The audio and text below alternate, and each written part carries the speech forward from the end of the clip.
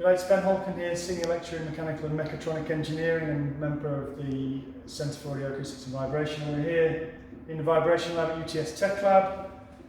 This is a video about the MSA-050 SV, single point, single direction scanning laser vibrometer or Microsystems Analyser.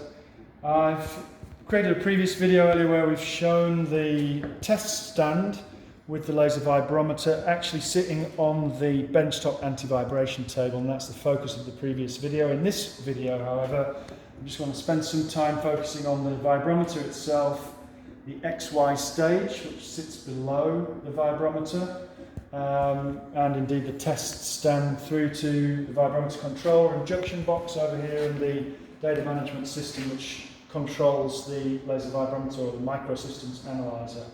So this is all currently connected up. We've got a pair of serial connector cables here onto the stage. They're labelled X and Y, as is the stage. We cannot get that wrong, or we can, but we shouldn't, of course. And then our test sample sits up here on this tip tilt stage, which is able to be tilted in X and Y with these two dials. And it should normally sit very nicely on the XY stage, which sits underneath, which is the motorized stage. Unfortunately, at some point in time, somebody has lifted this up too vigorously, and now the spring in here has been damaged and is overextended, and so this is actually not sitting particularly well. As you can see at the moment, that will have to be repaired. So please, if you don't know how to use these pieces of equipment, watch the videos, speak to people that know how to use the equipment, complete a project risk management plan, make sure you're properly trained, speak to our technical support officer, and if in doubt, ask. Don't do things like this, because that means that this isn't working properly for other users that need to use it. We have got the rest of the hardware connected. It's a computer system. We power up the junction box with this key here. The vibrometer can be used separately and would be normally controlled through this display interface here and button system. We can turn the laser beam on and off manually still, even though we're running the system over the PC. The PC is powered up by using this button over here. There's a drive here, DVD player, and a reset button, but should only be reset in absolute case of emergency. On the software side, when we get the computer running and we're logged in with our username and password, we can come to the PSV 9.3 acquisition shortcut here, which is to do measurements. If we have scanned measurements from a previous session, we can launch the viewer here, or the processing side of the PSV soft. But if we launch the software itself, it takes a while to connect to the hardware system. It's now gone off, so we'll let that do its thing, and I'll just explain something more about the test stand. So here we can move the test stand up and down in Z, so depending upon the size of our sample, we can adjust the test stand. So this is like a manual zoom. We also have focusing over here, and so if I remove the sample from underneath, you can see that if I unscrew, I'll eventually defocus the laser beam, and I can refocus it eventually to get a nice tight sharp focus. At the same time, and I'll show you in a minute in software, the camera system that's integrated within the vibrometer, within the MSA, is being focused with the same focusing as the laser beam. So if the laser beam is focused, the camera will also be focused. Okay, when we get the software up, it wants to firstly do a reference run on the XY stage. So if I click that button, then we go over to the stage over here, you'll see that the stage starts to move. It's finding its 0 point. It's going to go to the extremes of the stage motion. The stage can move around by plus minus 25 millimeters or 50,000 microns. We talk about microns in the, see how it moved to the extremes, then it moves back.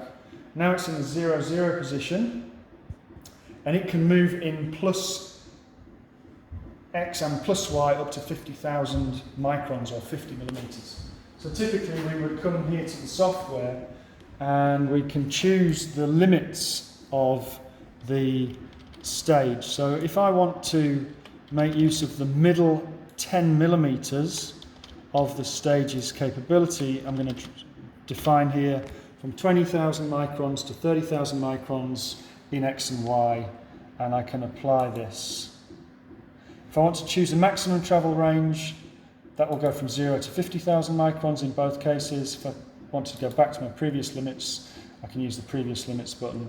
So we get to define, to look after a sample, to protect our sample on the XY stage, because we might have a sample on here, and we might have other components around here. We might not want the sensor head to crash into those other components, damage other parts of the sample when we're doing scanning. So that's why we limit the travel on the XY stage using that functionality in software right there.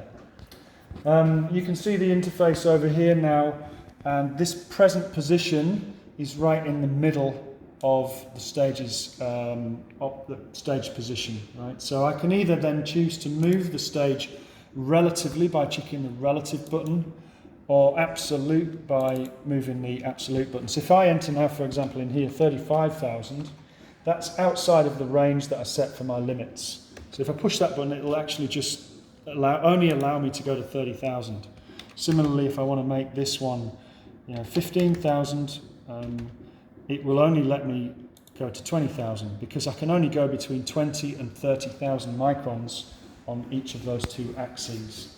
Okay, so if I want to just move, for example, by a relative amount, say I want to move by 1 millimeter, then I can type 1,000 microns, and I can hit start, and it will move the stage. If you go over to the stage, I'll keep clicking, and you can see it's moving a millimeter at a time in X up until the limit, which is 25,000. And now again, sorry, the limit's 30,000.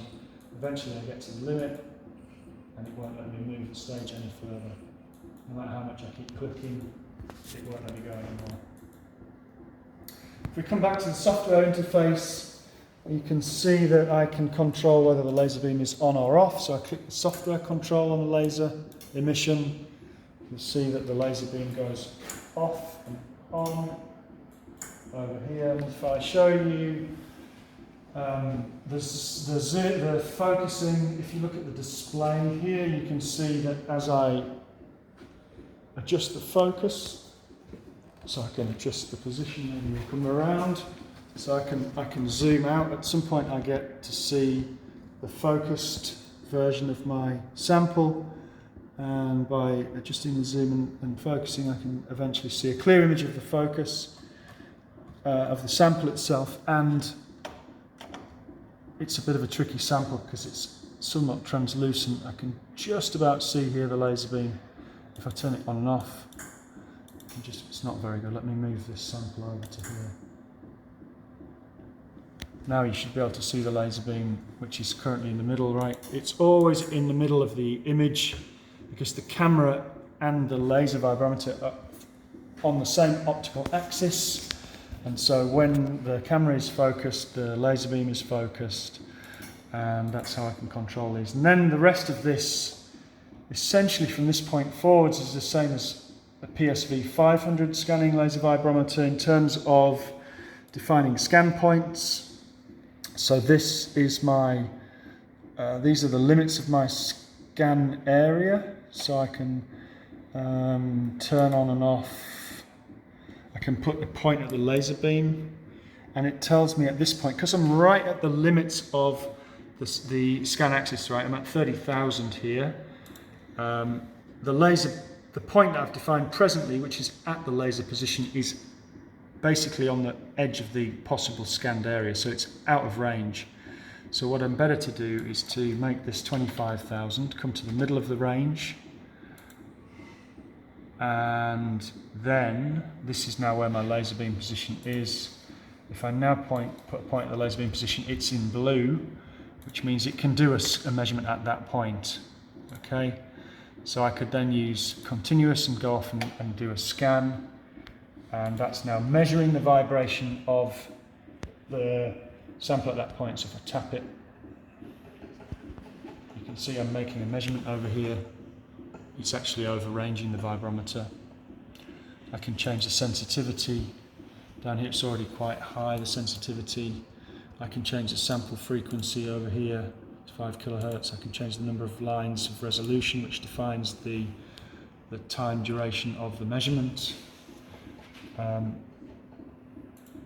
can see here the taps, typical impacts, decayed exponential, it's highly damped. It's auto-scaling on this axis, as we'd expect.